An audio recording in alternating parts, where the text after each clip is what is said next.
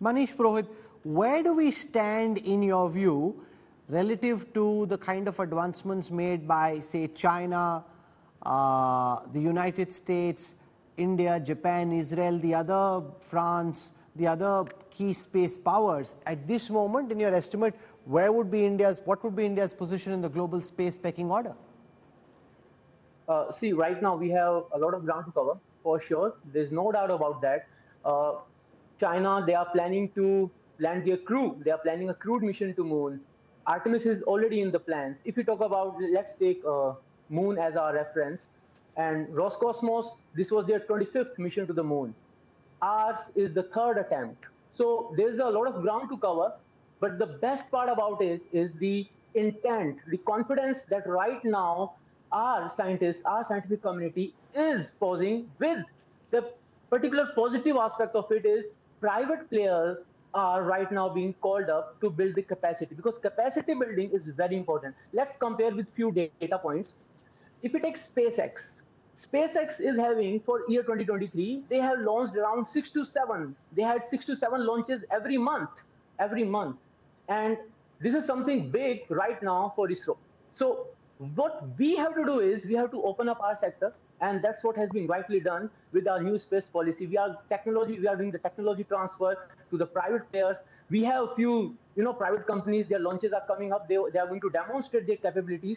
So these things will slowly build up, and once we will have a really good example where a private player delivers what it promises, then this sector will see a humongous boost. I'm telling you this thing.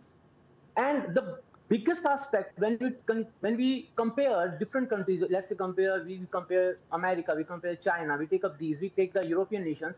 They have been in this market. They have been launching our satellites for last 30-40 years. They were the ones who were taking our satellites. We got the capacity to lift off with a 1,000 kg class satellite in 1990s. Before that, all our heavy satellites, more than 1,000 kgs or 2,000 kgs, they were taken up by their launch vehicles. So we have covered a lot of ground, but still, not many things have to be done. We are working on reusable launch vehicles. We are working on vertical liftoff and vertical landing launch vehicles. We are working on a crew module, Gaganyaan. Hyperspace, let's take example. Hyperspace is a private entity that manages some part of International Space Station, and they have recently signed one MOU with ISRO. They are exploring the possibilities. So slowly, we are, taking small steps, but gradually they will convert into big leaps. Kavya Karampuri, let's spend a moment on what happens after the landing. It's not just about the slow descent, which is incredibly complex, also the probe going out.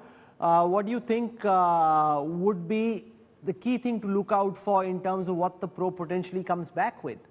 Right, we are looking to understand they say the moon doesn't have an atmosphere, but the atmosphere, there is a layer of atmosphere that is very at a very close proximity to the lunar surface. We're trying to understand basically that particular area where the gases that are the regolith surface above the area above the regolith surface, where the gases are present, the gases are emitting out of the surface and are ionized in that particular area. So that is where the scientific objective comes in, and also the rover, the lander would also try to understand the seismic activity going on the moon. That is the vibrations. You send an instrument onto the surface and try to understand the vibrations on the moon and try to understand the tectonic and the seismic activities on the moon. And with the rover, you try to understand the mineralogical aspects of the surface of the moon, and also understand the topography of the moon. Altamas Ali, explain the significance to our viewers of being on the south side of the moon. Why this is the less explored part of the moon, why is it more complex to get there, and why this mission then becomes so critical? Yes, it is really important that we are going to land on the south pole of the moon, because it is yet very much, it is not yet explored much.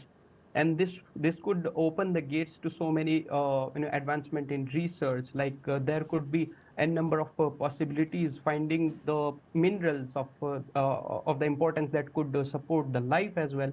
Like in Chandrayaan-1, the impactor, when it hit the South Pole Jawahar point that we say on the Shackleton crater, we have found this rough evidence of the presence of water on the South Pole.